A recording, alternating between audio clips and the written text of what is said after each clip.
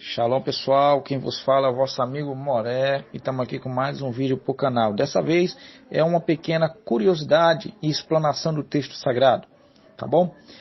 Vamos aqui pessoal ler o texto de Atos dos Apóstolos, escrito por Lucas, que era um pesquisador. Desde já eu quero abrir um parêntese para comentar isso. Muitas pessoas não gostam quando a gente usa o termo historiador. Tal historiador disse isso, tal pesquisador disse isso. Muitas pessoas não gostam, mas esquecem que Lucas foi um pesquisador, né?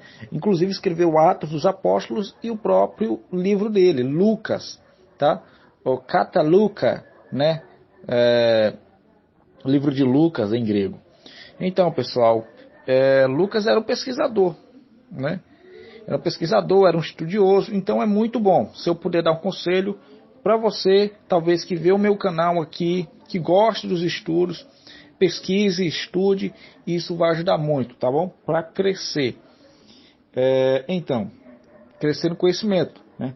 Atos dos Apóstolos, capítulo 19, verso 18. Muitos dos que tinham crido vinham confessando e publicando os seus feitos. Também muitos dos que seguiram artes mágicas trouxeram seus livros e queimaram na presença de todos. E feita a conta do seu preço, acharam que montava a 50 mil peças de prata. Beleza, até aqui.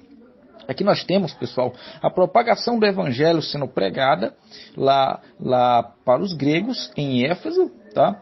E aqui muitos que estavam se convertendo trouxeram seus livros, né? Talvez de magias, depois nós vamos abordar isso, um livro específico que tinha, tá? As normas da deusa Diana, eles acabaram queimando esses livros e deixando as artes mágicas, pessoal. Porque lá entre os gregos existia um templo em Éfeso, a deusa Diana, tá? A deusa chamada Diana, que era Diana ou Ártemis, tanto faz, né? Que era filha de Júpiter e Latona, que eram dois deuses gregos, tá? Então, pessoal, em Atos dos Apóstolos, capítulo 19, verso 18 e 19, aqui nós vemos duas coisas que existiam na cidade de Éfeso. Primeiro, a magia e o ocultismo, tá? E isso não podemos negar. E isso foi um grande desafio que o apóstolo Paulo teve ao apregoar ou ao ensinar a mensagem do evangelho, né? Naquela cidade. O primeiro desafio era esse, né? Da deusa Diana, ela que mandava na cidade, né? Tudo girava em torno de Diana, né? Diana dos Efésios, né? E agora vamos aqui para um quesito muito, muito legal. Como era a adoração à deusa Diana? No templo de Diana, era adorado tanto Diana quanto o deus Baco, tá? Como também Diana era adorado com sacrifícios. A forma de sacrifício que era adorado Diana era da seguinte maneira: prostituições, ocultismo, magia, tudo isso era uma forma de adoração a Diana. Mas a forma mais legal que os efésios ali, pessoas que moravam, os gregos, tinha, era a prostituição, né? Isso era uma grande adoração à deusa Diana. Então, tal que as sacerdotisas de Éfeso andavam com roupas inadequadas, com seios desnudos, né? Principalmente quando eram dias de festejos, né, para a deusa Diana. Sem falar, pessoal, que também as sacerdotisas de Diana tinham relações com homens, né, no próprio templo de Diana, né? Atrás das colunas, como alguns dizem, né, alguns estudiosos dizem que era atrás das colunas do templo onde elas tinham essa relação.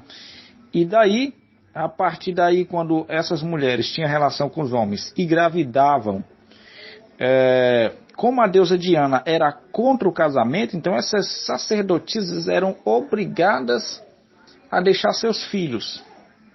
É daí que nós temos a ideia de órfãos. É por isso que Paulo cita por diversas vezes os órfãos, né, a Éfeso, no capítulo 1, lá no verso 2, no verso 5, se eu não me engano, Paulo chama muitos de filho, justamente por isso, por muitas crianças serem abandonadas por essas sacerdotisas ou mães, né?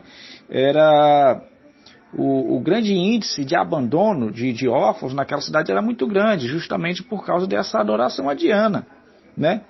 Então, é por isso que Paulo apresenta o Deus que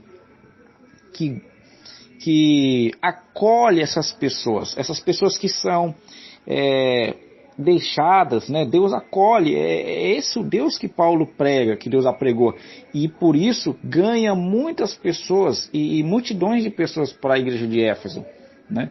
Então essa era uma das causas que Paulo, uma das dificuldades que Paulo tinha ao pregar aos gregos em Éfeso. Por quê? Justamente por isso, tá? Por isso que existiam muitos órfãos, justamente, obviamente, por essa questão. Então, pessoal, texto de Isaías 49:15 vai dizer que Deus, ainda que uma mãe o deixe, ele não o deixará. Então, literalmente é isso. O vídeo era só esse contexto histórico bem básico a respeito de Diana, a respeito de Éfeso, a respeito da dificuldade que Paulo tinha e o porquê existiam muitos e tantos órfãos naquela cidade. Tá bom, pessoal? Até mais, que o Eterno vos abençoe. Shalom.